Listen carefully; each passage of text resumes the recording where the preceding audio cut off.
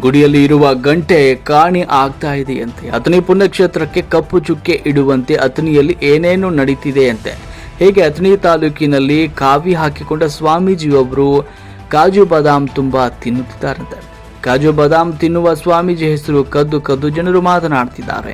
ಮೌಖಿಕವಾಗಿ ಜನರು ಈ ಪುಣ್ಯಕ್ಷೇತ್ರದಲ್ಲಿ ಪವಾಡ ಪುರುಷರು, ನಡೆದಾಡುವ ದೇವರುಗಳು, ಕಲಿಯುಗದಲ್ಲಿ ದೇವರೇ ಇವರು ಅಂದುಕೊಂಡ ಜನರ ನಡುವೆ ಕಾವಿ ಹಾಕಿಕೊಳ್ಳುವ ಸ್ವಾಮೀಜಿಗಳು ಅಂದ್ರೆ ನಮ್ಮ ತಂದೆ ತಾಯಿದಂತೆ ನೋಡುವ ಜನರು ಅವರನ್ನ ದೇವರು. ನಮ್ಮ ಭಗವದ್ಗೀತೆ ಮೇಲೆ ಪಾಪಗಳನ್ನ ಮಾಡಬೇಡಿ, ದೇವರು ಅನ್ನುತ್ತಾ ಧ್ಯಾನಗಳಲ್ಲಿ ತಂದೆ ತಾಯಿ ಸೇವೆ ಮಾಡುತ್ತಾ ಮತ್ತೊಬ್ಬರಿಗೆ ಕೆಡಕು ನೀಡಲ್ಲದೆ ನಡೆದುಕೊಳ್ಳಬೇಕು ಅನ್ನುವ ಭಾಷೆ ಕಾವಿಗೆ ಮತ್ತು ಸಿದ್ಧಿ ಪುರುಷರಿಗೆ ಕಪ್ಪು ಚುಕ್ಕೆ ಎಲ್ಲಿ ಬರಬಹುದು ಅನ್ನುವ ಎಲ್ಲೋ ಜನರು ಮೌಖಿಕವಾಗಿ ಮಾತನಾಡಿಕೊಳ್ಳುತ್ತಿದ್ದಾರೆ.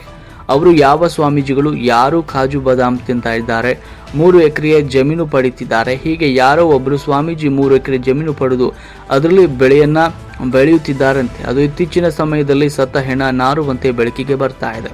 ಬೇಗನೆ ಜಾಗೃತ ಆಗಿಕೊಂಡು ಸ್ವಾಮೀಜಿಗಳು ಕಾವಿ ಬಟ್ಟೆಗೆ ಕಪ್ಪು ಚುಕ್ಕೆ ಬರದಂತೆ, ಭಗವದ್ಗೀತೆ ಮತ್ತು ಪುಣ್ಯಕ್ಷೇತ್ರಕ್ಕೆ ಕಪ್ಪು ಚುಕ್ಕೆ ಬರದಂತೆ ಹೀಗೆ ಮಾಡಿಕೊಳ್ಳುವ ಒಬ್ಬರು ನಾರಿಕೊಳ್ಳುವ ಶಬ್ದಕ್ಕೆ ಪಾಮ್ ಸ್ಪ್ರೇ ಹೊಡೆದುಕೊಂಡು ತಮ್ಮ ಇರುವ ವೃತ್ತಿಯಲ್ಲಿ ಇದ್ದರೆ ಒಳ್ಳೆಯದು ಅಂತ ಜನರು ಮೌಖಿಕವಾಗಿ ಮಾತನಾಡುತ್ತಿದ್ದಾರೆ.